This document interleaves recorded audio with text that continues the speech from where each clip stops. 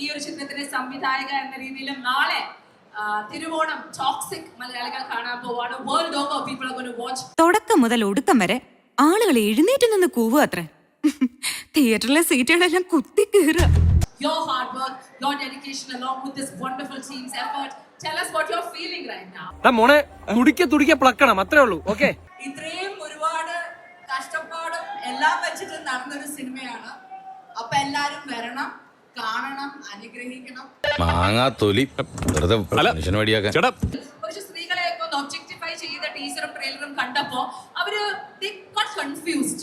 Why is our Gittu Mohandas doing this sort of film? പറയുന്നതൊന്ന് പ്രവർത്തിക്കുന്ന വേറൊന്നും. ഇനി മേല ഇമാതിരി പോക്കൃതം കാണിക്കണം. എന്ന് പറഞ്ഞാൽ 3 മണിക്കൂർ 20 മിനിറ്റ് തിയേറ്ററിൽ ഇരിക്കാൻ വയ്യ. മനോഹരമായ പോപ്കോൺ, നല്ല AC, സുന്ദരമായിട്ട് കിടന്നുറങ്ങാം. നല്ല ഏസിയാണ്.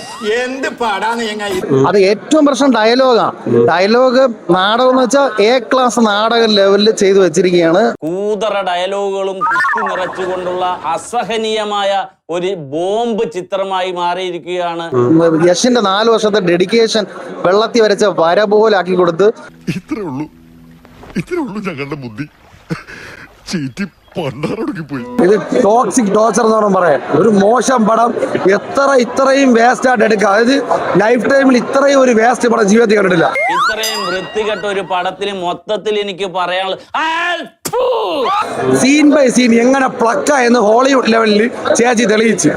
ഈ ഇരിപ്പിൽ അങ്ങോട്ട് സമാധിയായാൽ മതിയായിരുന്നു. അത് കൊള്ളാം. കാരണം അച്ഛന് വേണ്ടി ഡെഡിക്കേറ്റ് ചെയ്യുന്ന പറഞ്ഞത്. അച്ഛൻ എങ്ങനെ പ്ലക്കണം എന്ന് കാണാൻ വേണ്ടി കൊണ്ടുവച്ച പടം എന്നാണ്. ഓരോ അത് വരുന്നു പ്ലക്കുന്നു പോകുന്നു, വരുന്നു പ്ലക്കുന്നു പോകുന്നു. ആകെ ഈ 2 സാധനങ്ങളുള്ളോ? പിന്നെ തുടിക്ക പ്ലക്കണം അത്രേ ഉള്ളൂ. ഓക്കേ, റോക്കി ബായ് അല്ല, പ്ലക്കൽ ബായ് പടം.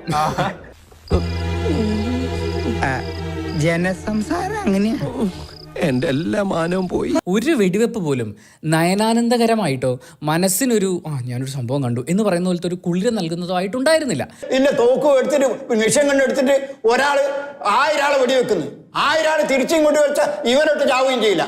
എന്നാ ഞങ്ങൾ അങ്ങ് ഇറങ്ങട്ടെ. ആയിക്കോട്ടെ, സന്തോഷായി.